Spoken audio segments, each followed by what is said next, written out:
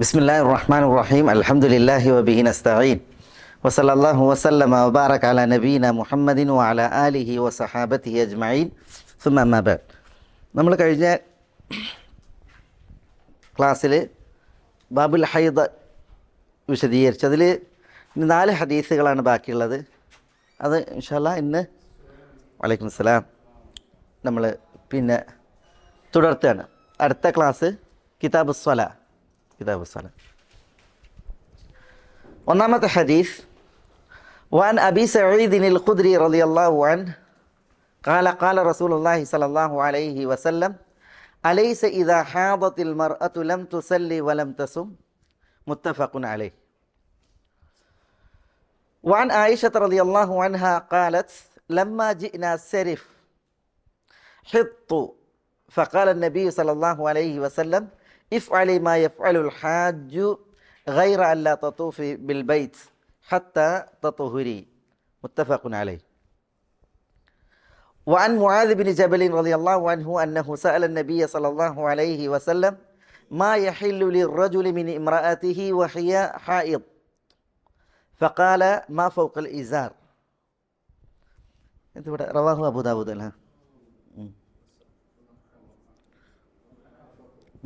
أبو داود وضعفه.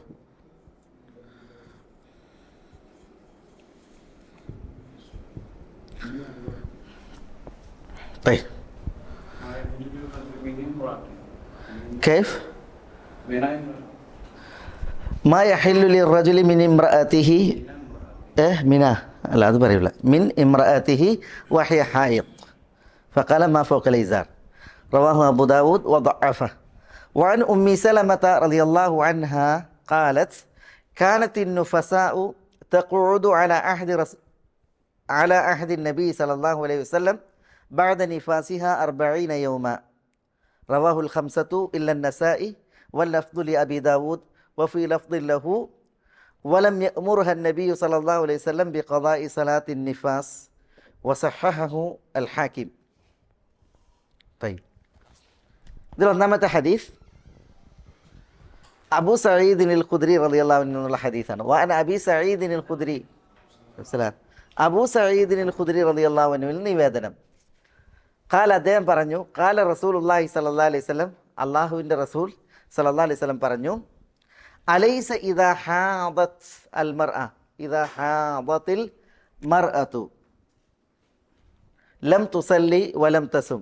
അതൊരു ചോദ്യമാണ്. അലൈസ എന്ന് പറഞ്ഞാൽ അല്ലേ, ഇദാ ഹാദത്ത് അൽ മർഅ ഒരു സ്ത്രീ ആർത്തവകാരിയായാൽ, ഹാദ എന്ന് പറഞ്ഞാൽ ഹൈദുണ്ടായാൽ, ഇദാ ഹാദത്ത് അൽ മർഅ ഒരു സ്ത്രീക്ക് ഹൈദുണ്ടായാൽ അല്ലേ, എന്തല്ലേ, ലം തുസല്ലി അവൾ നമസ്കരിക്കുന്നില്ല, വലം തസും അവൾ നോമ്പ് അനുഷ്ഠിക്കുന്നുമില്ല.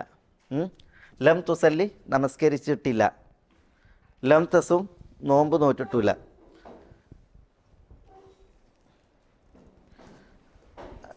ഈ ഷർത്തിൻ്റെ വന്നതുകൊണ്ടാണ് നമ്മൾ അവർ നോമ്പ് അനുഷ്ഠിക്കുകയോ നമസ്കരിക്കുകയോ ചെയ്യുന്നില്ല എന്നർത്ഥം പറഞ്ഞത്.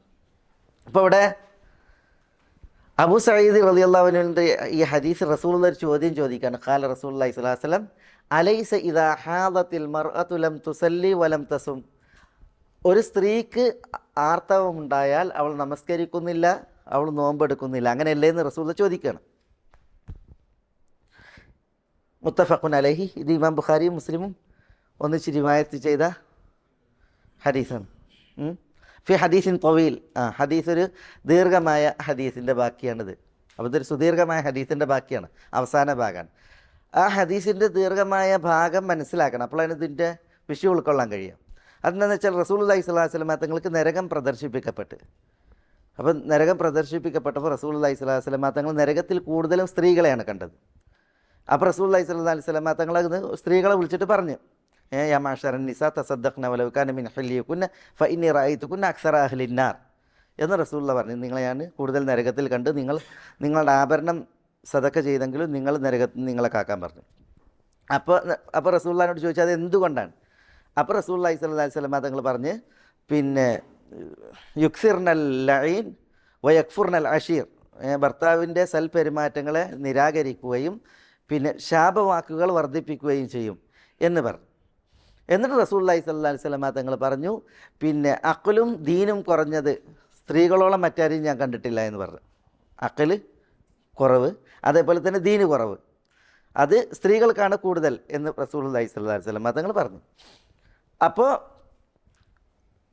റസൂലുള്ളാഹി സ്വല്ലല്ലാഹി അലൈഹി വസല്ലം തങ്ങളോട് ചോദിച്ചതാണ്, എന്താണ് അഖല് കുറവ്, എന്താണ് ദീന് കുറവ്? അപ്പോൾ അഖല് കുറവ് എന്നുള്ളത് റസൂലുള്ളാഹി സ്വല്ലല്ലാഹി അലൈഹി വസല്ലം തങ്ങൾ അതിന് പറഞ്ഞ യുക്തി, പിന്നെ പുരുഷൻ്റെ പുരുഷൻ്റെ ഒരു സാക്ഷി വേണ്ടിടത്ത് 2 സ്ത്രീകളുടെ സാക്ഷ്യമാണ് സ്വീകരിക്കുക. അത് അവളുടെ അഖലിൻ്റെ കുറവാണ് എന്ന് റസൂലുള്ളാഹി പറഞ്ഞ്, പിന്നെ ദീനിൻ്റെ കുറവെന്ത് എന്നുള്ളതിൻ്റെ ന്യായം റസൂലുള്ളാഹി പറഞ്ഞാണിത്. ദീന് കുറവ് ഉള്ളത് എന്തുകൊണ്ട്? അലൈസ ഇദാ ഹാലത്തിൽ മർഅ ലം തുസല്ലി വലം തസും, അവർക്ക് ആർത്തവമുണ്ടായാൽ അവൾ നമസ്കരിക്കുന്നില്ല, അവൾ നോമ്പ് അനുഷ്ഠിക്കുന്നുമില്ല. മനസ്സിലായ? അപ്പോൾ ഈ ആർത്തവ കാലത്ത് ഉപേക്ഷിക്കുന്ന നിസ്കാരം ഉണ്ടല്ലോ, അത് ഖളാ വീട്ടണമില്ല, അപ്പോൾ അത് ഇതിൻ്റെ കുറവാണ്. ഇതാണ് റസൂലുള്ളാഹി സ്വല്ലല്ലാഹി അലൈഹി വസല്ലം തങ്ങൾ ഈ അലൈസ ഇദാ ഹാലത്തിൽ മർഅതു ലം തുസല്ലി വലം തസും എന്ന് പറയാനുള്ള സാഹചര്യം. അവർക്ക് ബുദ്ധി കുറവാണെന്ന് പറഞ്ഞപ്പോൾ എന്തുകൊണ്ട് ബുദ്ധി കുറവ്? അപ്പം പറഞ്ഞ് ഒരു പുരുഷൻ്റെ സാക്ഷ്യം സ്വീകരിക്കേണ്ടടുത്ത് അവരുടെ 2 സാക്ഷ്യമാണ് അള്ളാഹു നിശ്ചയിച്ചത്. സൂറത്ത് അൽ ബഖറയിൽ ആയത്തുദ്ദൈനിൽ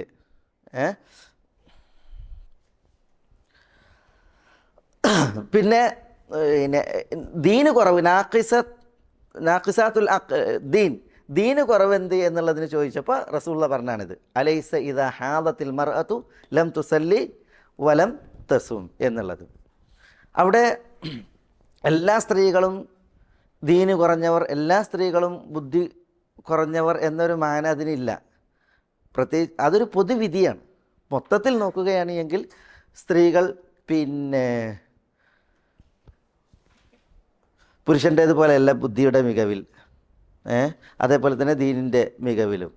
ചില സ്ത്രീകൾ പുരുഷന്മാരെക്കാൾ ബുദ്ധിയുള്ള സ്ത്രീകളുണ്ട്, മനസ്സിലായില്ലേ? ചില സ്ത്രീകൾ പുരുഷന്മാരെക്കാൾ ഇബാദത്തിൽ മികച്ചു നിൽക്കുന്നവരുമുണ്ട്. അപ്പോൾ അതൊരു ഹുക്കുമുൽ കുല്ലിയല്ല, കുല്ലിയായ ഹുക്കുമല്ല, പ്രത്യുത ഹുക്കുമുൽ കുല്ലാണ്, മൊത്തത്തിലുള്ള ഒരു വിധിയാണ് ആ പറഞ്ഞിട്ടുള്ളത്. അതാണ് ഷെയ്ഖ് അത്തിയ മുഹമ്മദ് സാലിം ഈ ഹദീസിൻ്റെ തഫ്സീറിൽ പറഞ്ഞിട്ടുള്ളത്. ചിലർ ഈ ഹദീസിനെ യഥാവിധം മനസ്സിലാക്കാതെ ചിലരെന്ത് ചെയ്തിട്ടുണ്ട്, ഈ ഹദീസിനെ പരിഹസിച്ചിട്ടുണ്ട്. അവർ പരിഹസിക്കുക എന്നുള്ളത് തനി കുഫറാണ്. അവർ പറഞ്ഞത് ഇപ്പം ഇന്ദിരാഗാന്ധി ഇന്ദിരാഗാന്ധി ഭരണം നടത്തിയത്, അതേപോലെ തന്നെ അൽ ഹദീദിയ എന്ന് പറയും, ഉരുക്കും മനുഷ്യൻ എന്ന പേരിൽ മാർഗരറ്റ് താച്ചർ, അതേപോലെ വേറെ ചില സ്ത്രീകൾ എണ്ണീട്ട് അവരെ കണ്ടില്ലേ ആണുങ്ങളെക്കാൾ ബുദ്ധിയുള്ളത് കൊണ്ടല്ലേ എന്നൊക്കെ പറഞ്ഞിട്ട് പറയാറുണ്ട്. യഥാർത്ഥത്തിൽ അങ്ങനെ ഈ ഹദീസുകളെ പരിഹസിച്ചുകൊണ്ടുള്ളതായ സംസാരം അത് വലിയ അപകടമാണ്. പിന്നെ ഇവിടെ ഒരു പൊതുവിധിയെക്കുറിച്ചാണ് റസൂലുള്ളാഹി സ്വല്ലല്ലാഹി അലൈഹി വസല്ലം തങ്ങൾ പറയുന്നത്. പൊതുവിൽ ഉള്ള എന്ത് ചെയ്യുന്നുള്ളതാണ്. അല്ലാതെ ഓരോ വ്യക്തിയുടെയും അവസ്ഥ എങ്ങനെയാണ് എന്നുള്ളതിനെ കുറിച്ചല്ല ഇവിടെ പറയണത്. ഒന്നാമത് പിന്നെ റസൂലുള്ളാഹി സ്വല്ലല്ലാഹി അലൈഹി വസല്ലം തങ്ങൾ ഇവിടെ പറഞ്ഞപ്പോൾ അതിൻ്റെ ന്യായം റസൂലുള്ളാഹി പറയുന്നുണ്ട്. ബുദ്ധി കുറഞ്ഞവർ എന്ന് എന്തുകൊണ്ട് പറഞ്ഞു? അത് പറഞ്ഞാൽ എന്താണ്, 2 പുരുഷൻ്റെ 2 സ്ത്രീയാണ് ഒരു പുരുഷൻ്റെ സാക്ഷ്യത്തിന് പകരം അല്ലാഹു സുബ്ഹാനഹു വ തആല നിശ്ചയിച്ചത്. പിന്നെ ദീന് കുറവ് എന്ന് പറഞ്ഞതിൻ്റെ ന്യായം എന്താ പറഞ്ഞത്? ദീന് പറഞ്ഞതിൻ്റെ ന്യായം പറഞ്ഞതാണ് അലൈസ ഇദാ ഹാദത്തിൽ മർഅതു ലം തുസല്ലി വലം തസും.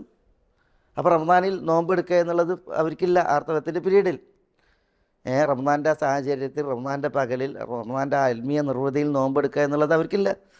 അതേപോലെ തന്നെ അവർ നമസ്കരിക്കുന്നില്ല റമദാനിലായാലും ഇതര മാസങ്ങളിലായിട്ടുണ്ടെങ്കിലും ആർത്തവം ഉണ്ടായിട്ടുണ്ടെങ്കിൽ ആ നമസ്കാരം പിന്നീട് അവർ ഖളാ വീട്ടണമില്ല. അതവരെ സംബന്ധിച്ചിടത്തോളം കുറവാണ്. അപ്പോൾ അതാണ് അവിടെ ഉദ്ദേശം എന്ന് റസൂലുള്ളാഹി സ്വല്ലല്ലാഹി അലൈഹി വസല്ലം തങ്ങൾ വിശദീകരിക്കുകയാണ്. അതാണ് ഇവിടെ എടുത്തു കൊടുത്തത് ആ ചോദ്യം.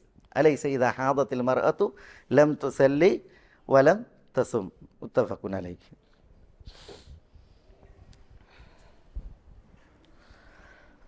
ഈ ഹദീസ് റസൂലുള്ള പറഞ്ഞ നാളിലാണ് ഏറ്റവും നല്ല ദീനും അതേപോലെ തന്നെ ഏറ്റവും നിറഞ്ഞ ബുദ്ധിയുള്ള സ്ത്രീകൾ ജീവിച്ചത്.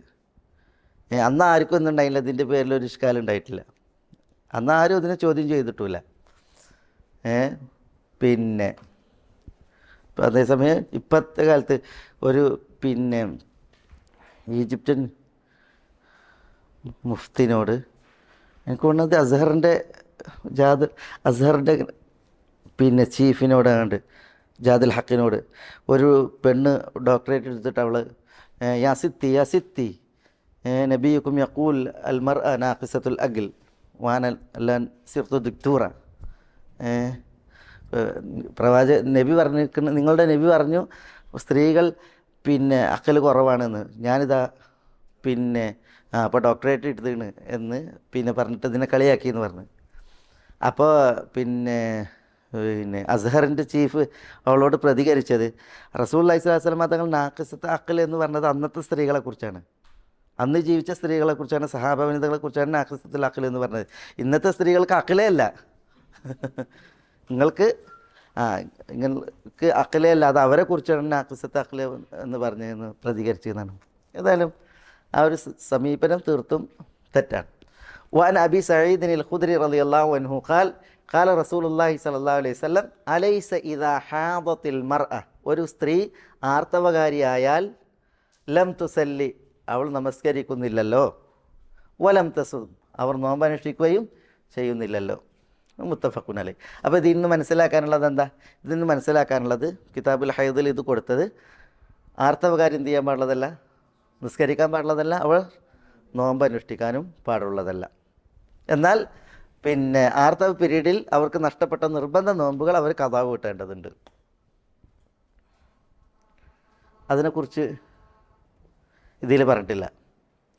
അത് ഖദാ വീട്ടുന്നതിനെ കുറിച്ച് പറയുന്ന ഹദീത്ത് ഉബാദത്ത് ബിൻ സാമിത്തിൻ്റെ ഭാര്യ, ഉബാദത്ത് ബിൻ സാമിത്ത് റളിയല്ലാഹുവിൻ്റെ ഭാര്യ ആയിഷ റളിയല്ലാഹു തആല അൻഹയോട് വന്ന് ചോദിക്കുന്നുണ്ട്, മാ ബാലുൽ ഹായിദ് തഖ്ദി സിയാം വലാ തഖ്ദി സലാ, ആർത്തവകാരി എന്തുകൊണ്ടാണ് നോമ്പ് ഖളാ വീട്ടുന്നത്, നമസ്കാരം ഖളാ വീട്ടാതിരിക്കുന്നത് എന്ന് ഉബാദത്ത് റളിയല്ലാഹുവിൻ്റെ ഭാര്യ ആയിഷ റളിയല്ലാഹുവിനോട് ചോദിച്ചു. അപ്പോൾ ആ ചോദ്യം ഇപ്പോൾ ഒരു പ്രത്യേക ചോദ്യമാണത്. അപ്പോൾ ഉടൻ ആയിഷമ്മ തിരിച്ചു ചോദിച്ചു എന്നാണ്, ആ ഹറൂറിയത്തുൻ അൻതി, പെണ്ണിനോട്, അല്ലെങ്കിൽ ആ ഇറാഖിയത്തുൻ അൻതി വേറെ റിവായത്തിൽ, നീ ഇറാഖുകാരിയാണോ എന്ന് ചോദിച്ചു എന്നാണ്. അല്ലെങ്കിൽ നീ ഹറൂറക്കാരിയാണോ? ഖവാരിജുകൾ ഇറാഖിൽ തമ്പടിച്ചല്ലോ, ഹറൂറ എന്ന് പറഞ്ഞ സ്ഥലത്ത്. അപ്പോൾ ഖവാരിജുകളുടേതാണ് ഇമ്മാരി ബുദ്ധിൻ്റെ ചോദ്യങ്ങൾ. അപ്പോൾ നീ ഹറൂറക്കാരിയാണോ എന്ന് ചോദിച്ചു. അപ്പോൾ അവർ പറഞ്ഞില്ല, ബൽ അന മുസ്തഫ്സിറ, ഞാൻ ഈ വിഷയം അറിയാൻ വേണ്ടിയിട്ട്, വിവരണം അറിയാൻ വേണ്ടിയിട്ട് ചോദിക്കുക മാത്രമാണ്, അല്ലാതെ ഞാൻ എന്തല്ല ഹറൂറക്കാരിയല്ല എന്ന് പറഞ്ഞു. അപ്പോൾ ആയിഷ റളിയല്ലാഹു തആല പറഞ്ഞു, കാന യുസീബുന ദാലിക് ഫകുന്ന നുഅ്മറു ബിഖളാഇ സിയാം വലാ നുഅ്മറു ബിഖളാഇ സലാഹ്, ആർത്തവം ഞങ്ങൾക്ക് റസൂലുള്ളാഹിന്റെ കാലത്ത് ഉണ്ടാവാറുണ്ട്, അന്ന് ഞങ്ങൾ നോമ്പ് ഖളാ വീട്ടുവാൻ കൽപ്പിക്കപ്പെട്ടിരുന്നു, നമസ്കാരം ഖളാ വീട്ടാൻ കൽപ്പിക്കപ്പെട്ടിരുന്നില്ല എന്ന് ആയിഷ റളിയല്ലാഹു അൻഹ അവരോട് പറഞ്ഞതാണ്. അപ്പോൾ നമസ്കാരം ഖളാ വീട്ടേണ്ടതില്ല, അതേസമയം നോമ്പ് ഖളാ വീട്ടേണ്ടതുണ്ട്.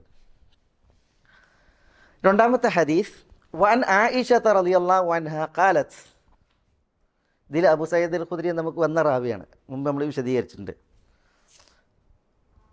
വഅൻ ആയിഷത റളിയല്ലാഹു അൻഹ ഖാലത്ത് ലമ്മാ ജിഅനാ സരിഫ് ഹിത്തു ഫഖാല النبي صلى الله عليه وسلم ഇഫ്അലി മാ യഫ്അലുൽ ഹാജ്ജു ഗൈറ അല്ലാ തതൂഫി ബിൽ ബൈത്ത് ഹത്താ തത്ഹുരി. മുത്തഫഖുൻ അലൈഹി ഫി ഹദീസിൻ തവീൽ. ഇത് ഒരു സുദീർഘമായ ഹദീസിൻ്റെ ഭാഗമാണ്. ആയിഷ ഉമ്മുൽ മുഅ്മിനീൻ എന്നാണ് ഹദീസ് നിവേദനം. ഖാലത്ത്, അവർ പറഞ്ഞു, ആയിഷ ഉമ്മ പറഞ്ഞു, ലമ്മ ജിഅന സെരിഫ്, ഞങ്ങൾ സെരിഫ് എന്ന് പറയുന്ന സ്ഥലത്തെത്തിയപ്പോൾ, ലമ്മ ജിഅന സെരിഫ്, ഞങ്ങൾ സെരിഫ് എന്ന് പറയുന്ന സ്ഥലത്തെത്തിയപ്പോൾ, ഹിത്തു, ഹിത്തു പറഞ്ഞാൽ എനിക്ക് ആർത്തവമുണ്ടായി. ഹിത്തു ഹാദ യഹീദു ഹിത്തു, ഞാൻ ഹാദ പെണ്ണല്ലേ, ആണ് ഹാദത്ത്, തഹീദു ഹിത്തു, എനിക്ക് ആർത്തവമുണ്ടായി. ഫഖാല നബി സല്ലല്ലാഹു അലൈഹി വസല്ലം, അപ്പോൾ നബി സല്ലല്ലാഹു അലൈഹി വസല്ലം തങ്ങൾ പറഞ്ഞു, ഇഫ്അലി മാ യഫ്അലുൽ ഹാജ്, ഇഫ്അലി നിങ്ങൾ പ്രവർത്തിക്കുക, മാ യഫ്അലുൽ ഹാജ്, ഹാജി പ്രവർത്തിക്കുന്നതെല്ലാം, ഹജ്ജ് ചെയ്യുന്നവൻ പ്രവർത്തിക്കുന്നതെല്ലാം നിങ്ങൾ പ്രവർത്തിക്കുക. ഗൈറ അല്ലാ തതൂഫി ബിൽ ബൈത്ത്, ഗൈർ എന്നാൽ അല്ലെങ്കിൽ ഒഴികെ, ഗൈറ അല്ലാ തതൂഫി ബിൽ ബൈത്ത്, ഗൈറ എന്നാൽ സിവ എന്നുള്ള അർത്ഥത്തിൽ, ഗൈറ അല്ലാ തതൂഫി ബിൽ ബൈത്ത്, കഅബത്തെ നിങ്ങൾ തവാഫ് ചെയ്യരുത്, അതൊഴികെയുള്ളതെല്ലാം നിങ്ങൾ പ്രവർത്തിക്കുക.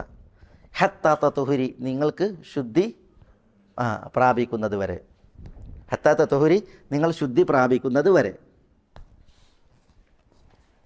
ഇതും ഒരു ചരിത്ര സംഭവത്തിൻ്റെ പശ്ചാത്തലത്തിലാണ് ഈ ഹദീസാണ്. അതുകൊണ്ടാണ് മുത്തഫഖുൻ അലൈഹി, ഇമാം ബുഖാരി മുസ്ലിമായി ഹദീസ് റിപ്പോർട്ട് ചെയ്യുന്നത്. ഫി ഹദീസിൻ തവീൽ, സുദീർഘമായൊരു ഹദീസിലാണ് ഈ സംഭവം ഉള്ളത്, ഈ ഇതുള്ളത്.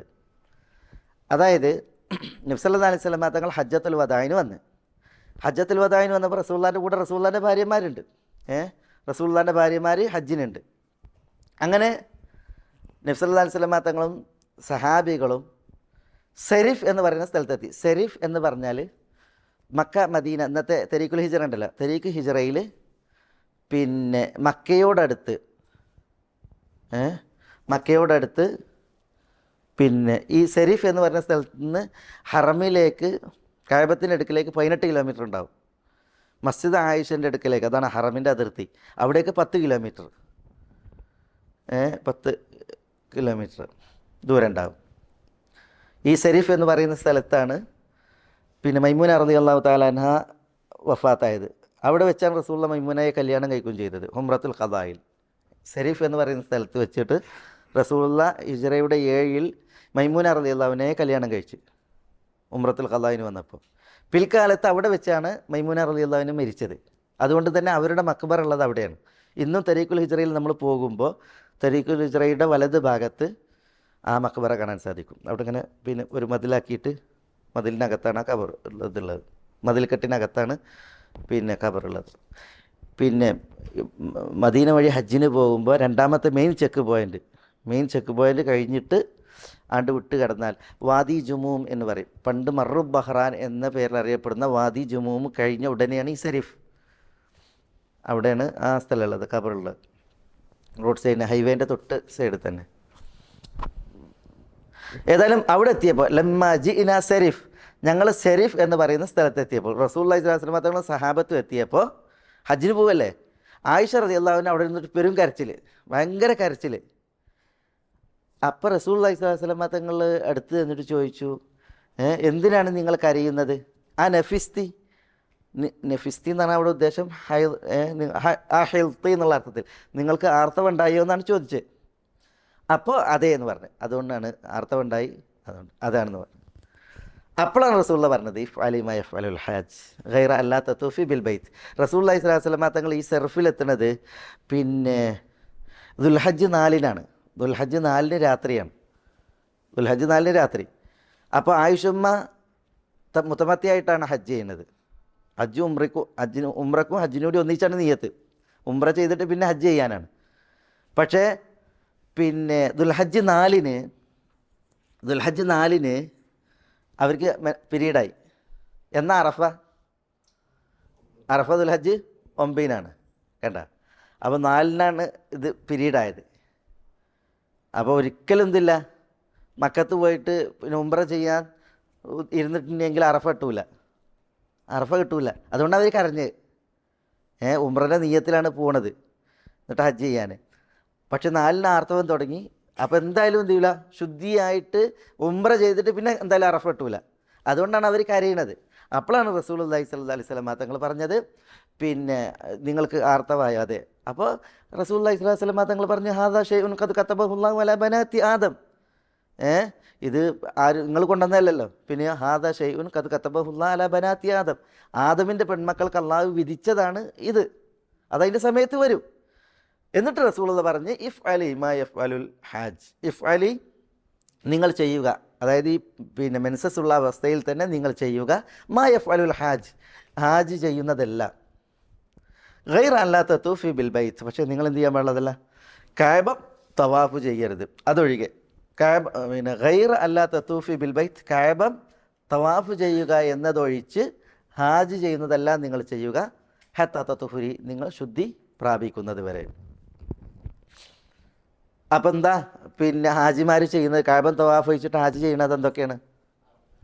അറഫയിൽ നിൽക്കൽ, മുസ്ദലിഫയിൽ രാപ്പാർക്കൽ, മിനയിൽ കല്ലെറിയൽ, മിനയിൽ രാപ്പാർക്കൽ, പിന്നെ സഅയ് പിന്നെ തവാഫിനെ തുടർന്നാകുമ്പോൾ കുഴപ്പമില്ല, സഅയ് ചെയ്യാം, മുന്തിപ്പിച്ച് ചെയ്യാം. പിന്നെ മുടിയെടുക്കൽ, മനസ്സിലായേ? പിന്നെ ഇതര കർമ്മങ്ങളൊക്കെ റസൂലുള്ളാഹി സ്വല്ലല്ലാഹു അലൈഹി വസല്ലം തങ്ങൾ ഭാര്യമാർക്ക് വേണ്ടിയിട്ട് ഒരു പശുവിനെയാണ് അറുത്തത്. ഭാര്യമാർക്ക് വേണ്ടിയിട്ട് റസൂലുള്ള ഒരു പശുവിനെയാണ് അറുത്തത്. അപ്പോൾ അറവ് ഇതൊക്കെ ചെയ്യാം ഹാജിമാർക്ക്. അതേപോലെ തന്നെ മറ്റ് ദിക്റുകൾ കാര്യങ്ങളൊക്കെ ഹജ്ജിൻ്റെ നാളുകൾ എന്ന് പറഞ്ഞിട്ടുണ്ടെങ്കിൽ ദിക്റിൻ്റെ നാളുകളാണ്. അതേപോലെ തന്നെ അൽ ഹജ്ജു അൽ ഹജ്ജാണ് എന്ന് പറഞ്ഞാൽ പിന്നെ തൽബിയത്ത് അധികരിപ്പിക്കലാണ്. അപ്പോൾ തൽബിയത്ത് ചൊല്ലുക, ദിക്റെടുക്കുക, അതൊക്കെ ചെയ്യാം. അതാണ് ഇഫ് അലി മൈ ഇഫ് അലുൽ ഹാജ്. ഒരു ഹാജി ചെയ്യുന്നതെല്ലാം നിങ്ങൾ ചെയ്യുക, നിങ്ങൾ ആർത്തവ രക്തമുള്ളവരായിരിക്കെ തന്നെ. ഗൈറ അല്ലാ തതൂഫി ബിൽ ബൈത്ത്. പക്ഷേ നിങ്ങൾ എന്ത് ചെയ്യാൻ പാടില്ല? കഅബ തവാഫ് ചെയ്യുക എന്നത് ഒഴിച്ച് ഹത്താ തതുഹ്രി, നിങ്ങൾ ശുദ്ധി പ്രാപിക്കുന്നത് വരെ. അപ്പോൾ പിന്നെ അതാണ് അതിൻ്റെ സാഹചര്യം. ഇത് റസൂലുള്ള പറയാനുള്ള സാഹചര്യം ഈ സംഭവമാണ്. മാത്രമല്ല ഇപ്പോൾ ഹജ്ജ് കഴിഞ്ഞപ്പോൾ റസൂലുള്ളാഹിൻ്റെ കൂടെ ഭാര്യമാരെല്ലാവരും ഉണ്ടല്ലോ. അതുകൊണ്ടാണ് പിന്നെ ഈ ഹജ്ജിൻ്റെ നാളുകളിൽ പിന്നെ ദുൽഹജ്ജ് 10-ന്, 10-നല്ല ദുൽഹജ്ജ് 10-ന്, അതിന് ദുൽഹജ്ജ് 12-ന് സഫിയ റളിയല്ലാഹു തആല അൻഹക്ക് പിന്നെ മെൻസസ്സായി. അപ്പോൾ ഉടനെ റസൂലുള്ളാഹി സ്വല്ലല്ലാഹു അലൈഹി വസല്ലം തങ്ങൾ അഹാബിസത്തുനാഹി എന്ന് പറഞ്ഞു. അഹാബിസത്തുനാഹി എന്ന് പറഞ്ഞാൽ സഫിയ നമ്മളവിടെ പിടിച്ചു നിർത്തുവാന്ന്. കാരണം എന്താ? പിന്നെ റസൂലുള്ളാഹി വിചാരിച്ചത് അവർ തവാഫ് ചെയ്തിട്ടില്ല എന്നാണ്. ഏത്? ഹജ്ജിൻ്റെ തവാഫ്, ദുൽഹജ്ജ് 10-ന് ചെയ്യേണ്ട തവാഫ് ചെയ്തിട്ടില്ല എന്നാണ്. അതുകൊണ്ടാണ് സഫിയക്ക് മെൻസസ്സായി എന്ന് പറഞ്ഞപ്പോൾ തന്നെ റസൂലുള്ളാഹി ചോദിച്ച് അഹാബിസത്തുനാഹി, അവർ നമ്മളെ തടഞ്ഞു വെക്കുമെന്ന് ചോദിച്ച്. അപ്പോൾ പറഞ്ഞില്ല, പിന്നെ അവർ തവാഫ് ചെയ്തിട്ടുണ്ടെന്നാണ്, ഹജ്ജിൻ്റെ തവാഫ് ചെയ്തിട്ടുണ്ടെന്നാണ്. അപ്പോൾ റസൂലുള്ളാഹി പറഞ്ഞു ഇദൻ ഫൽ തൻഫിർ, എങ്കിലും ഇനി പോകാം, പിന്നെ എന്തില്ല, വടവാങ്ങൽ തവാഫ് അവർക്കില്ല എന്ന് റസൂലുള്ളാഹി സ്വല്ലല്ലാഹി അലൈഹി വസല്ലം തങ്ങൾ പറഞ്ഞു. അപ്പോൾ റസൂലുള്ളാഹി സ്വല്ലല്ലാഹി അലൈഹി വസല്ലം തങ്ങളുടെ പിന്നെ ഭാര്യമാർ ഹജ്ജിനുണ്ട്, എല്ലാവരും ഉംറയും ചെയ്ത് ഹജ്ജും ചെയ്ത്. മനസ്സിലായില്ലേ? റസൂലുള്ളാഹി സ്വല്ലല്ലാഹി അലൈഹി വസല്ലം തങ്ങളുടെ കൂടെ വന്നവരൊക്കെ ഹജ്ജിൻ്റെ നിയ്യത്തിലാണ് വന്നത്. പക്ഷേ അവരൊക്കെ തവാഫ് ചെയ്ത് സഅയ് ചെയ്ത ഉടനെ റസൂലുള്ളാഹി അവരോടൊക്കെ മുടിയെടുക്കാൻ പറഞ്ഞു. എന്നിട്ട് ഇത് എന്തായി, ഉംറയാക്കാൻ പറഞ്ഞു. എന്നിട്ട് ദുൽഹജ്ജ് 8-ന് പിന്നെ ഹജ്ജിന് ഇഹ്റാമിൽ പ്രവേശിക്കാൻ പറഞ്ഞു. അപ്പോൾ എല്ലാവർക്കും ഉംറയായി, ഹജ്ജുമായി, ഹജ്ജ് തമത്തുമായി. മനസ്സിലായേ? ആയിഷ റളിയല്ലാഹു തആല അൻഹ ഇവരുടെ ഹജ്ജ് കഴിഞ്ഞപ്പോൾ ഇരുന്ന് കരയാണ്. അപ്പോഴും അപ്പോൾ എന്തിനാ കരയണമെന്ന് ചോദിച്ചാൽ പറഞ്ഞു എല്ലാവരും ഉംറയും ഹജ്ജും ആയിട്ടാണ് മടങ്ങുന്നത്, എനിക്ക് ഹജ്ജേ കിട്ടിയിട്ടുള്ളൂ, ഒരു കർമ്മയേ ഉള്ളൂ. അപ്പോഴാണ് റസൂലുള്ളാഹി സ്വല്ലല്ലാഹി അലൈഹി വസല്ലം തങ്ങൾ ആയിഷമ്മൻ്റെ സഹോദരൻ അബ്ദുറഹ്മാനെ വിളിച്ചിട്ട് എന്ത് ചെയ്തത്, തനീമിലേക്ക് പറഞ്ഞയച്ചിട്ട് അവിടുന്ന് ഒരു ഇഹ്റാമിൽ പ്രവേശിച്ച് വന്നിട്ട് അവരുടെ ഉംറ വീട്ടാൻ, അവർക്കൊരു ഉംറ ചെയ്യാൻ വേണ്ടിയിട്ട് അനുവാദം നൽകിയത്. അങ്ങനെ ആയിഷ റളിയല്ലാഹു തആല അൻഹ ഉംറ നിർവഹിക്കേണ്ടായി. ആ ഉംറയാണ് ഇപ്പോൾ ആളുകൾ ഈ പിന്നെ ഇവിടെ പോയിട്ട് മക്കയിൽ പോയിട്ട് ചോട്ടാ ഉംറ ബടാ ഉംറ എന്ന് പറഞ്ഞാൽ ആ ഉംറ നിർവഹിക്കാൻ വേണ്ടിയിട്ട് ആളുകൾ ചെയ്യണത്. അതിൽ നേരിട്ട് അതിനൊരു തെളിവില്ല ശരിക്കും. അൽബാനിയൊക്കെ പറയുന്നത് ശരിക്കും ഇങ്ങനെ ആർത്തവമുള്ള സ്ത്രീകളുടെ ഏർപ്പാടാണ് ശരിക്കും ആ ഒരു ഉംറ. കാരണം അത് റസൂലുള്ളാഹി അവർക്ക് മാത്രം അനുവദിച്ചതാണ്. അതുകൊണ്ട് തന്നെ മറ്റ് സഹാബികളൊന്നും അത് കണ്ടിട്ട് ഉംറ ചെയ്തിട്ടില്ല. അബ്ദുറഹ്മാൻ അവരുടെ കൂടെ പോകുന്നുണ്ട്, തനീം പോയി അവരായിട്ട് വരുന്നുണ്ട്. എന്നിട്ടും അബ്ദുറഹ്മാൻ എന്ത് ചെയ്യണില്ല, ഉംറ നിർവഹിക്കണില്ല. അല്ല ഏത് അങ്ങനെ എന്നിട്ട് ഉംറയ്ക്ക് എങ്ങനെ പറ്റും? പിന്നെ അവർ ഹജ്ജിൻ്റെ നിയ്യത്തിലാണ് വന്നത്. എന്നിട്ട് അന്ന് റസൂലുള്ളാഹി സ്വല്ലല്ലാഹി അലൈഹി വസല്ലം തങ്ങളുണ്ടല്ലോ, തശ്രീഅ് നടക്കുകയല്ലേ. അപ്പോൾ റസൂൽ എന്ത് ചെയ്ത് പിന്നെ എല്ലാവരോടും എന്ത് ചെയ്ത് അവർ പിന്നെ തവാഫ് ചെയ്ത് സഅയ് ചെയ്തുകൊണ്ടിരിക്കുകയാണ്. ആ സഅയ് ചെയ്യുമ്പോൾ റസൂൽ പറഞ്ഞു എല്ലാവരും സഅയ് പൂർത്തിയാക്കിയിട്ട് മുടി എടുക്കാൻ പറഞ്ഞു. എന്നിട്ട് അത് ഉംറയാക്കാൻ പറഞ്ഞു, പിന്നെ ഹജ്ജിന് ചെയ്യാൻ പറഞ്ഞു. പക്ഷേ റസൂലുള്ളാഹി സ്വല്ലല്ലാഹി അലൈഹി വസല്ലം തങ്ങൾ പറഞ്ഞ് ഞാൻ ബലിമൃഗത്തെ കൂടെ കൊണ്ടുവന്ന് അതില്ലായിരുന്നുവെങ്കിൽ ഞാനും എന്ത് ചെയ്യുമായിരുന്നു, നിങ്ങളെപ്പോലെ തന്നെ ഉംറയാക്കിയിട്ട് പിന്നെ ഹജ്ജ് ചെയ്യുമായിരുന്നു. റസൂലുള്ളാഹിൻ്റെ ഖിറാനാണ്. കൂടെ ബലിമൃഗം കൊണ്ടുവന്നവർക്ക് പിന്നെ വലാ തഹ്ലിഖു റൂസക്കും ഹത്താ യബ്ലുഗൽ ഹദിയു മഹില്ലഹു, പിന്നെ ബലിമൃഗം അതിൻ്റെ സ്ഥാനത്ത് ദുൽഹജ്ജ് 10-ന് മിനയിൽ അറുക്കപ്പെടുന്നത് വരെ അവർ മുടിയെടുക്കാൻ പാടുള്ളതല്ല. അതുകൊണ്ടാണ് റസൂലുള്ളാഹി സ്വല്ലല്ലാഹി അലൈഹി വസല്ലം തങ്ങൾ എന്താക്കിയത്, ഖിറാനാക്കിയത്. ബാക്കിയുള്ളവരോടൊക്കെ റസൂലുള്ളാഹി പിന്നെ തമത്തു ആയിട്ട് ഹജ്ജ് ചെയ്യാൻ വേണ്ടിയിട്ട് പറഞ്ഞു. ഏതായാലും ഇതാണ് ആ ചരിത്ര സാഹചര്യം. വാൻ ആയിഷ റളിയല്ലാഹു അൻഹ ഖാലത്ത് ലമ്മാ ജിഅ്നാ സെരിഫ സെരിഫ് എന്ന് പറഞ്ഞ സ്ഥലത്ത് ഞങ്ങൾ എത്തിയപ്പോൾ ഹെൽത്തു ഞാൻ ആർത്തവകാരിയായി. ഫഖാല നബി സല്ലല്ലാഹു അലൈഹി വസല്ലം, അപ്പോൾ നബി സല്ലല്ലാഹു അലൈഹി വസല്ലം തങ്ങൾ എന്നോട് പറഞ്ഞു, ഇഫ് അലി മാ യഫ്അലുൽ ഹാജ് ഗൈറ അല്ലാ തതൂഫി ബിൽ ബൈത്ത് ഹത്താ തതുഫരി. മുത്തഫഖുൻ അലൈഹി. അപ്പോൾ ഈ ഹദീസിൽ നിന്ന് മനസ്സിലാക്കാം, ആർത്തവകാരിക്ക് എന്ത് ചെയ്യാം? ഇഹ്റാമിൽ പ്രവേശിക്കാം, ഇഹ്റാമിൽ തുടരാം, പിന്നെ ഹജ്ജിൻ്റെ കർമ്മങ്ങളെല്ലാം ചെയ്യാം. പക്ഷേ കഅബ തവാഫ് ചെയ്യാൻ എന്ത് വേണം? ആർത്തവത്തിൽ നിന്ന് ശുദ്ധിയാകണം. ശുദ്ധി തവാഫിന് ഷർത്താണ് എന്നുള്ളതിന് തെളിവായിട്ട് പണ്ഡിതന്മാർ അവലംബിക്കുന്ന ഹദീസുകളിൽ ഒന്നാണിത്. മറ്റൊരു ഹദീസാണ് സഫിയൻ്റെ ഹദീസ്. സഫിയ റളിയല്ലാഹു അൻഹയുടെ ഹദീസിൽ റസൂലുള്ള അവർ ആർത്തവകാരി പറഞ്ഞപ്പോൾ ഉടനെ ചോദിക്കുകയാണ്, അഹാബിസത്തുന, അവർ നമ്മളെ തടഞ്ഞു വെക്കുമെന്ന്. കാരണം എന്താ? തവാഫ് ചെയ്യാതെ പോകാൻ പറ്റൂല. തയ്യം. ഇനി അടുത്ത ഹദീസ്, ഇത് കഅബത്തിൻ്റെ പവിത്രത കൂടിയാണ് അത് അറിയിക്കുന്നത്. മനസ്സിലായി? കഅബം അശുദ്ധിയോട് കൂടിയിട്ട് കഅബത്തെ സമീപിക്കാൻ പാടുള്ളതല്ല.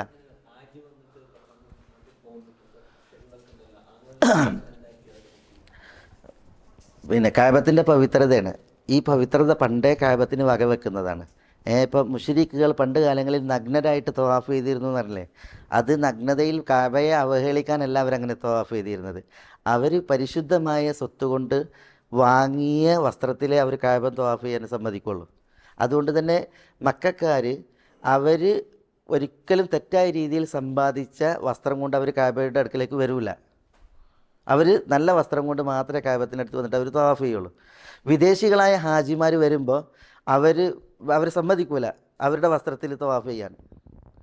അവർ ആ വസ്ത്രം അഴിച്ച് വെച്ചിട്ട് ഇവർ വസ്ത്രം കൊടുക്കും. കഅബത്തെ പരിപാലിക്കുന്നവർ വസ്ത്രം കൊടുക്കും, എന്നിട്ട് അവരുടെ വസ്ത്രം കൊണ്ട് തവാഫ് ചെയ്യുക. കാരണം അവർക്കറിയാം ഞങ്ങളുടെ വസ്ത്രം ആ പരിപാവനമായ സ്വത്ത് കൊണ്ട് വാങ്ങിയതാണ് എന്നുള്ളത്. രണ്ടിനും അവർക്ക് വസ്ത്രമല്ല, ഇവർക്ക് കൊടുക്കാനുമില്ല. എങ്കിൽ അവരോട് പറയും വസ്ത്രം കഴിച്ചിട്ട് നഗ്നരായിട്ട് തവാഫ് ചെയ്യാൻ. അങ്ങനെയാണ് ഉടുമുണ്ടില്ലാതെ തവാഫ് ചെയ്തിരുന്നത് കഅബത്തിന്. പറഞ്ഞാൽ മനസ്സിലായ സംഭവം? അതാണ് ഇതിൻ്റെ പശ്ചാത്തലം.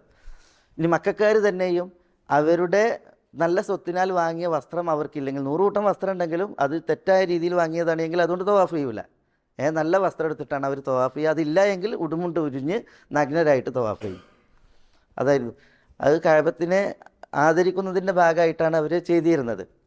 ഏതായാലും അവരുടെ ചെയ്തി നമുക്ക് ചെയ്തിയല്ല. പക്ഷേ നമ്മളെ മനസ്സിലാക്കേണ്ട ഒരു സംഗതി, കഅബത്തിൻ്റെ പാവനത്താണ് റസൂലുള്ളാഹി സ്വല്ലല്ലാഹു അലൈഹി വസല്ലം തങ്ങൾ ശുദ്ധിയായിട്ട് മാത്രമാണ് കഅബ തവാഫ് ചെയ്യാൻ അനുവാദം നൽകിയിട്ടുള്ളത്.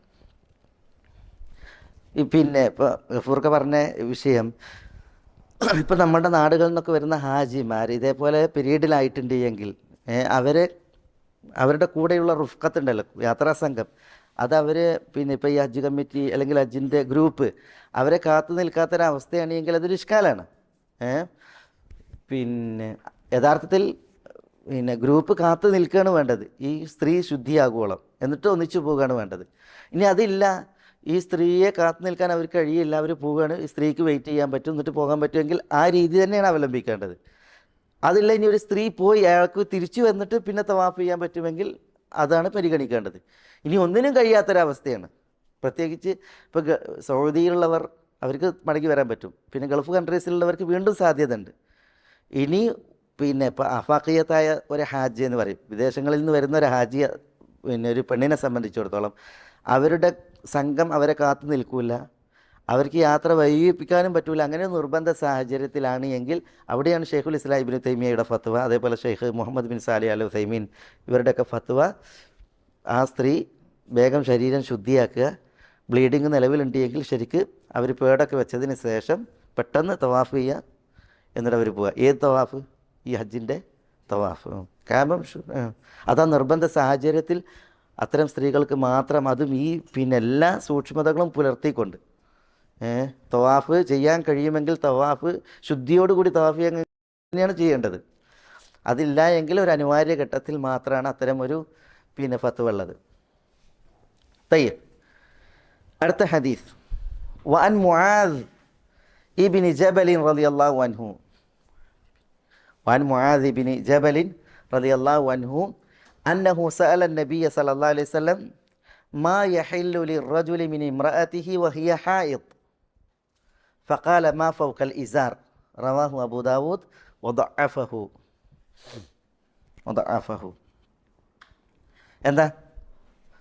വഅൻ മുആദ് ബിൻ ജബൽ റളിയല്ലാഹു അൻഹുവിൽ നിവേദനം, അന്നഹു സഅല നബിയ സല്ലല്ലാഹു അലൈഹി വസല്ലം, അദ്ദേഹം നബി സല്ലല്ലാഹു അലൈഹി വസല്ലം തങ്ങളോട് ചോദിച്ചു. അന്നഹു തീർച്ചയായും അദ്ദേഹം, സഅല നബിയ സല്ലല്ലാഹു അലൈഹി വസല്ലം നബി സല്ലല്ലാഹു അലൈഹി വസല്ലം തങ്ങളോട് ചോദിച്ചു, മാ യഹില്ലു ലിർറജുലി മിൻ ഇംറഅതിഹി വഹിയ ഹായിദ്. മാ യഹില്ലു ലിർറജുൽ, ഒരു പുരുഷന് എന്താണ് അനുവദനീയമാവുക, മിൻ ഇംറഅതിഹി തൻ്റെ ഭാര്യയിൽ നിന്ന്, വഹിയ ഹായിദ് ഭാര്യ ആർത്തവകാരിയായിരിക്കെ. അപ്പോൾ ഭാര്യ ഹായിദ് ആർത്തവകാരിയായിരിക്കെ തൻ്റെ ഭാര്യയിൽ നിന്ന് ഒരു പുരുഷന് മയഹിൽ എന്താണ് അനുവദനീയമായത് എന്ന് നബി സല്ലല്ലാഹു അലൈഹി വസല്ലം തങ്ങളോട് മുആദ് ചോദിച്ചു. ഫഖാല, അപ്പം നബി സല്ലല്ലാഹു അലൈഹി വസല്ലം തങ്ങൾ പറഞ്ഞു, മാ ഫൗഖൽ ഇസാർ, ഇസാറിന് മീതെയുള്ളതാണ്. ഇസാർ എന്ന് പറഞ്ഞാൽ ഉടുമുണ്ട്, ഉടുമുണ്ടിന് മീതെയുള്ളതാണ് അനുവദനീയമായത്. റവാഹു അബൂ ദാവൂദ് വദഅഫഹു. ഇമാം അബൂ ദാവൂദാണ് ഈ ഹദീസ് റിപ്പോർട്ട് ചെയ്തത്. ഇമാം അബൂ ദാവൂദ് അതിനെ ദഈഫാക്കിയിട്ടുണ്ട്. ഹദീസ് ദഈഫാണ്.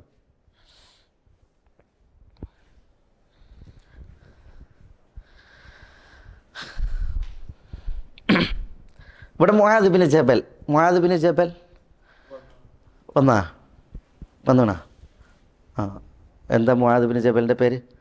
മുആദ് ബിൻ ജബൽ അല്ലേ, ഇബ്നു അംർ അല്ലേ. Muadh bin Jabal bin Amr bin Aws al ഖസ്റജി അൽ അൻസാരി അൽ മദനി അൽ ബദരി. കുറേ പ്രത്യേകതകളുള്ള സഹാബിയാണ് മുആദ്. ഏതിലാണ് മുആദിൻ്റെ വന്ന് നമുക്ക് ഇതിൽ വന്ന റസൂലുള്ളാഹിക്ക് ബൈഅത്ത് ചെയ്ത 70 പേരിൽ ഒരാളായിരുന്നു. അഖബയിൽ പങ്കെടുത്ത ഏറ്റവും പ്രായം കുറഞ്ഞ വ്യക്തി ആണ് മുആദ് ബിൻ ജബൽ. ഹിജ്റയുടെ 18 അദ്ദേഹം പ്ലാഗ് രോഗത്തിൽ സിറിയയിൽ മരണപ്പെടുന്നത്, അംവാസിലെ പ്ലാഗ് രോഗത്തിൽ. മുആദ് ഇബ്നു ജബൽ ഇബ്നു അംർ ഇബ്നു ഔസ്.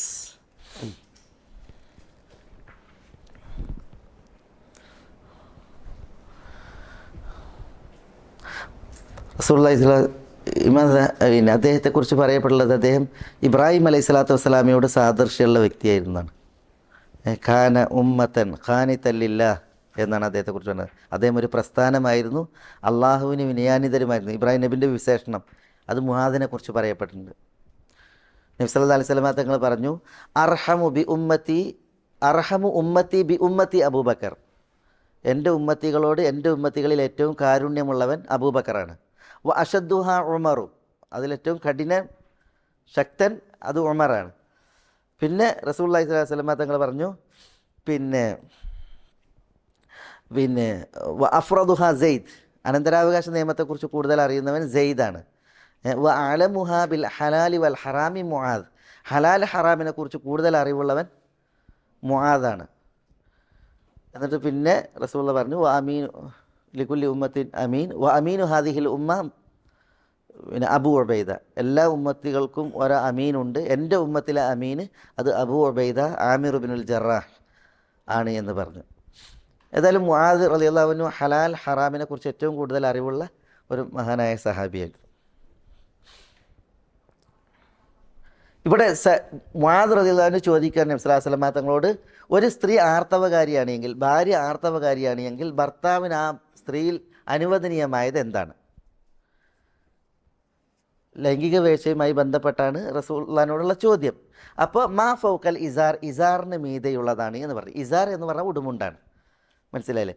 മുട്ട് പൊക്കിളിനിടയിൽ ഒരാൾ ധരിക്കുന്ന മുണ്ടിനാണ് ഇസാർ എന്ന് പറയുക. ഇവിടെ ഇസാറിന് മീതെയാണെന്ന് പറഞ്ഞെങ്കിൽ ഇസാർ ബന്ധിക്കുന്ന സ്ഥലം അതിന് മീതെയാണ് എന്നുള്ളതാണ്. അവിടെ ഉദ്ദേശം ശരിക്ക് പിന്നെ ലൈംഗികമായിട്ടുള്ള വീഴ്ചയാണ്, അത് പാടില്ല, അതിനപ്പുറമുള്ളതാണ് എന്നുള്ളതാണ് ഉദ്ദേശം. ഏതായാലും ഈ ഹദീസ് ദഈഫാണ്. ഇതിനു മുമ്പ് വന്ന ഹദീസിൽ എന്താണ് പാടുള്ളത് നമ്മൾ പറഞ്ഞിട്ടുണ്ട്. അതെന്താ? ഇസ്നഉ കുല്ല ഷൈഇൻ ഇല്ല നിക്കാഹ്. യഹൂദന്മാർ അവർ സ്ത്രീകൾക്ക് പിരീഡായാൽ, മാസമുറയായാൽ, ഋതുരക്തമുണ്ടായാൽ യഹൂദന്മാർ അവരായിട്ട് അടുക്കൂല, സ്ത്രീകൾ അടുക്കൂല, അവരായിട്ട് ഒന്നിച്ച് ഭക്ഷിക്കുകയോ ഒന്നിച്ചിരിക്കുകയോ ഒന്നും ചെയ്യില്ല, അവരെ ദൂരെയാക്കും. അപ്പോൾ അത് റസൂലുള്ളാഹിനോട് സഹാബികൾ വന്നിട്ട് ചോദിച്ച്, റസൂൽ മദീനയിലേക്ക് ഹിജ്റ വന്നപ്പോൾ. അപ്പോൾ റസൂൽ പറഞ്ഞത് ഇസ്നഉ കുല്ല ഷൈൻ, എല്ലാം നിങ്ങൾക്ക് ചെയ്യാം, ഇല്ല നിക്കാഹ്, എന്ത് സംയോഗം ഒഴിച്ച്, ലൈംഗികമായിട്ടുള്ള വീഴ്ച ഒഴിച്ച്, അതായത് ആർത്തവമുണ്ടാകുന്നിടത്തുള്ള ലൈംഗിക വീഴ്ച ഒഴിച്ച് ബാക്കിയുള്ളതൊക്കെ ചെയ്യാൻ പറഞ്ഞു. അതാണ് ആർത്തവം എവിടെ ഉണ്ടാകുക, അവിടെ ലൈംഗികമായിട്ട് പ്രാപിക്കാൻ പാടുള്ളതല്ല, അതല്ലാത്തതൊക്കെ ചെയ്യാൻ പറഞ്ഞു. അപ്പോൾ ആ ഹദീസിന് ഈ ഹദീസ് എതിരാകുന്നുണ്ട്. പക്ഷേ ഈ ഹദീസ് ദഈഫാണ്. ആയിഷ ഉമ്മുൽ മുഅ്മിനീൻ പറയും, റസൂലുള്ളാഹി സ്വല്ലല്ലാഹു അലൈഹി വസല്ലം തങ്ങൾ എന്നോട് പറയാറുണ്ട് പിന്നെ മുണ്ടുടുക്കാൻ, അതിനുശേഷം എന്നെ പ്രാപിക്കുമായിരുന്നു, അല്ലെങ്കിൽ ഞാനുമായി പിന്നെ സഹനം നടത്താറുണ്ടായിരുന്നു എന്നാണ് ആയിഷ ഉമ്മ പറയുന്നത്. ഈ ഹദീസ് ദഈഫാണ്. റവാഹു അബൂദാവൂദ് സുനനിലാണ് റിപ്പോർട്ട് ചെയ്തത്. വദഅഫഹു, അദ്ദേഹം അതിനെ പിന്നെ ദുർബലാക്കിയിട്ടുണ്ട്. അതിൽ 2 റാവിമാരുണ്ട്. ഒന്ന് ബഖിയ ഇബ്നുൽ വലീദ്,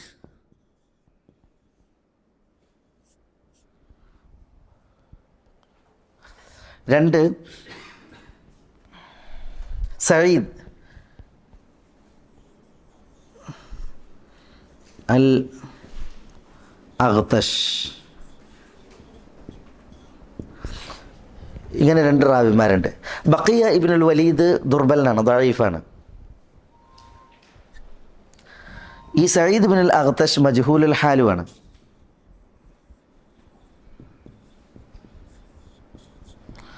ആരും ഇയാളെക്കുറിച്ചിട്ട് പുകഴ്ത്തിയും പറഞ്ഞിട്ടില്ല, ആരും അയാളെക്കുറിച്ചിട്ട് ഇകഴ്ത്തിയും പറഞ്ഞിട്ടില്ല. അതാണ് മജ്ഹൂലുൽ ഹാല്. അതായത് ഒന്നുകിൽ ഇയാളെ പുകഴ്ത്തി പറയണം, നല്ല ആളാണ്, ഉഷാറാണ്, സിഖത്താണ്, സബ്താണ്, അങ്ങനെ പറയണം. അല്ലെങ്കിൽ ഇയാൾ ദുർബലനാണ്, പോക്കാണെന്ന് പറയണം. ആരും ഇയാളെക്കുറിച്ചിട്ട് അതും പറഞ്ഞിട്ടില്ല, പുകഴ്ത്തിയും പറഞ്ഞിട്ടില്ല, ഇകഴ്ത്തിയും പറഞ്ഞിട്ടില്ല. അതുകൊണ്ടാണ് മജ്ഹൂലുൽ ഹാൽ എന്ന അയാളെക്കുറിച്ച് പറയുന്നത്. അപ്പോൾ ഈ സഈദുൽ അഗ്തഷ് എന്ന് പറയുന്ന റാവി ഇതിൻ്റെ സനദിലുണ്ട്.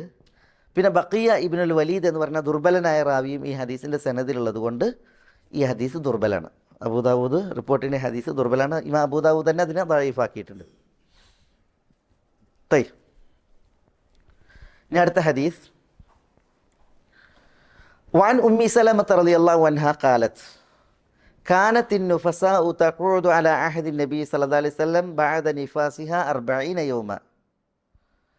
ഉമ്മു സലമയിൽ നിന്ന് നിവേദനം, ഉമ്മു സലമ ബിൻത്ത് ഹിന്ദ് ബിൻത്ത് അബി ഉമയ്യ റളിയല്ലാഹു അൻഹയിൽ നിവേദനം. കാലത്ത് അവർ പറഞ്ഞു, കാനത്തിൻ നുഫസ, നുഫസ ആയിരുന്നു. നുഫസ എന്ന് പറഞ്ഞാൽ പ്രസവിച്ച സ്ത്രീ, പ്രസവിച്ച സ്ത്രീ, പ്രസവിച്ച സ്ത്രീ ആയിരുന്നു. തഖൂദു അല അഹദിൻ നബി സല്ലല്ലാഹു അലൈഹി വസല്ലം തങ്ങളുടെ കാലഘട്ടത്തിൽ അവർ ഇരിക്കുമായിരുന്നു. ബഅദ നിഫാസിഹ, അവരുടെ പ്രസവത്തിന് ശേഷം 40 യൗമൻ, 40 ദിവസം 40 ദിവസം 40 ദിവസം ഇരിക്കുമായിരുന്നു. പറഞ്ഞാൽ 40 ദിവസം നമസ്കരിക്കുമായിരുന്നില്ല, 40 ദിവസം നോമ്പെടുക്കുമായിരുന്നില്ല. മനസ്സിലായില്ലേ? അതാണ് ഉദ്ദേശം. കാനത്തിൻ നുഫസാഉ തഖൂദു അല അഹദിൻ നബി സല്ലല്ലാഹു അലൈഹി വസല്ലം ബഅദ നിഫാസിഹ 40 യൗമ, 40 ദിവസം നമസ്കരിക്കാതിരിക്കുമായിരുന്നു, നോമ്പെടുക്കാതെ ഇരിക്കുമായിരുന്നു. റവാഹുൽ ഖംസ ഇല്ല നസായി. റവാഹുൽ ഖംസയാണ് ഇത്, ഖംസത്ത് റിപ്പോർട്ട് ചെയ്താണ്, നസായി ചോദിച്ച്. അപ്പോൾ ആരൊക്കെ റിപ്പോർട്ട് ചെയ്ത്? റവാഹുൽ ഖംസ അറിയുമ്പോൾ അബൂദാവൂദ്,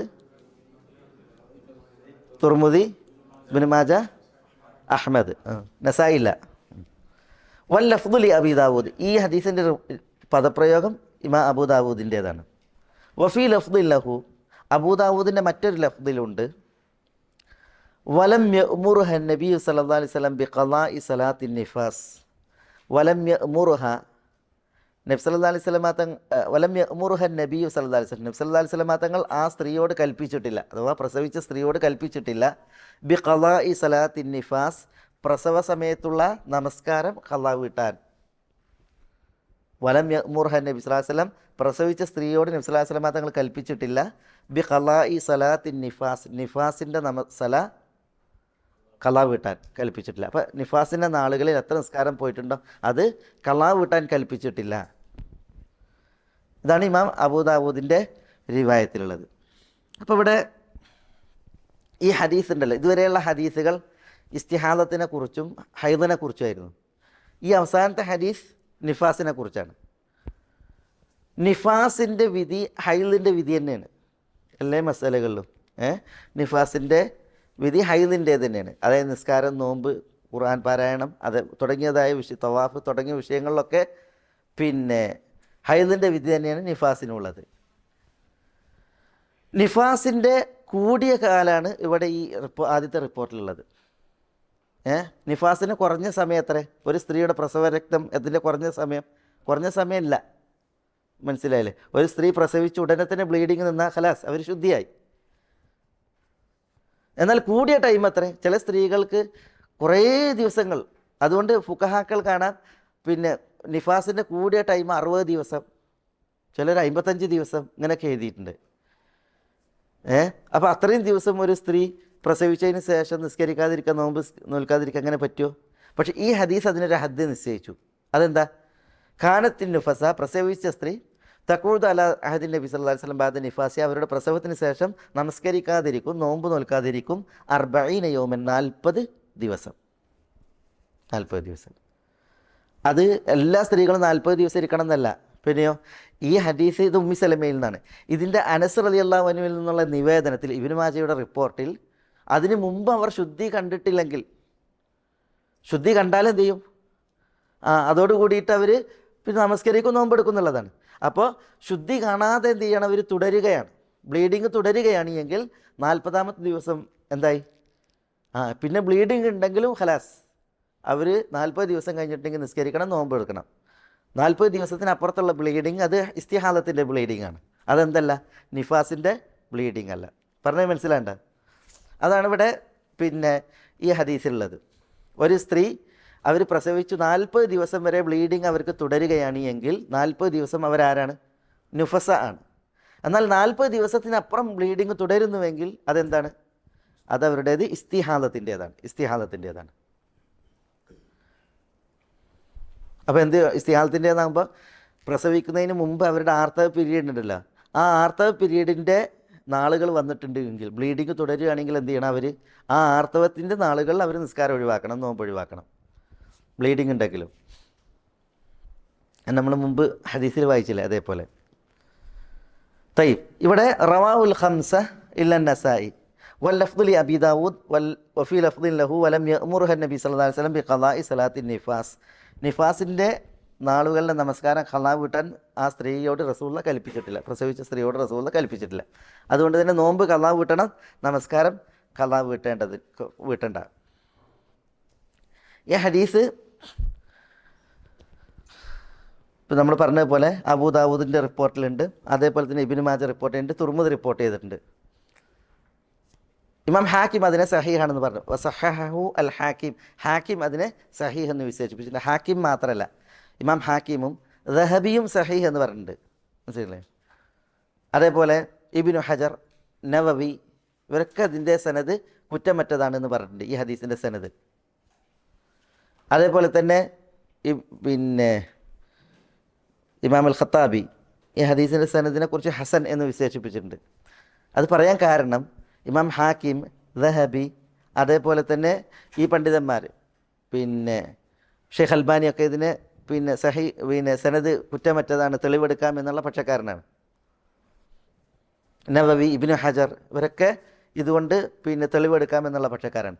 ഈ ഹദീസിനെ, ഈ ഉമ്മി സലമയിൽ നിന്നുള്ള ഈ ഹദീസിനെ പിന്നെ ഇമാം തുർമുദി, ഇബ്നു ഹസം, അതേപോലെ തന്നെ ഇബ്നുൽ ഖത്താൻ ഇവർ ദുർബലപ്പെടുത്തിയിട്ടുണ്ട്. ഈ 3 പണ്ഡിതന്മാർ, തുർമുദി, ഇബ്നു ഹസം, ഇബ്നുൽ ഖത്താൻ, ഇവർ 3 ഇതിനെ ദുർബലപ്പെടുത്തിയിട്ടുണ്ട്. ആ ദുർബലപ്പെടുത്തിയ പണ്ഡിതന്മാർ ചോദ്യം ചെയ്തിട്ടുണ്ട് അവരോട്. കാരണം അതിൽ മുസ്സ അൽ അസ്ദിയ എന്ന് പറഞ്ഞിട്ടൊരു പെണ്ണുണ്ട്. ഉമ്മി സലമയിൽ നിന്നുള്ള റാവി അവരാണ്. ഉമ്മി സലമയിൽ നിന്ന് ഈ ഹദീസ് റിപ്പോർട്ട് ചെയ്യുന്നത് മുസ്സ എന്ന് പറഞ്ഞിട്ടൊരു സ്ത്രീയാണ്, ഒരു റാവിയത്താണ്, മുസ്സ അൽ അസ്ദിയ.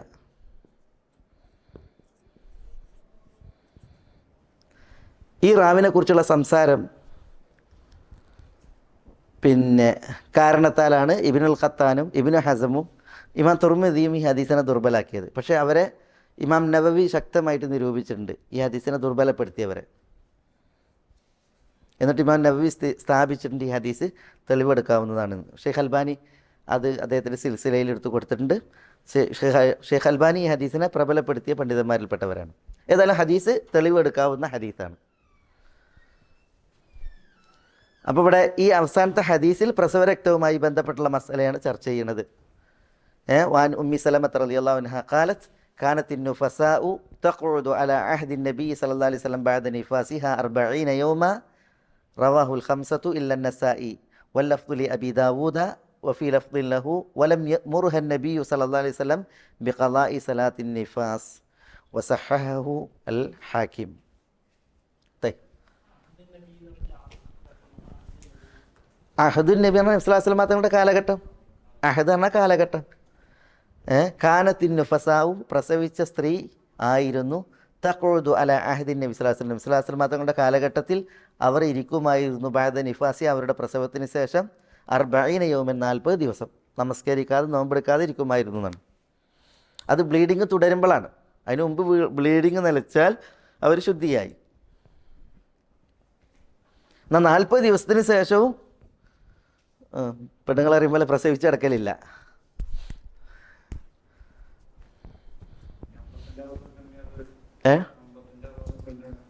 ഇമാം ഷാഫിയൊക്കെ കൂടിയാൽ പിന്നെ എനിക്ക് 60 ദിവസം, കുറഞ്ഞാൽ ചിലർ പിന്നെ 40 കൂടിയാൽ 40 ദിവസം, ചിലർ 60 ദിവസം, 55 ദിവസം അങ്ങനെയൊക്കെ പറഞ്ഞ പറ്റുന്ന അല്ലാഹു അലം. 70 പറഞ്ഞവരുണ്ട്, 70.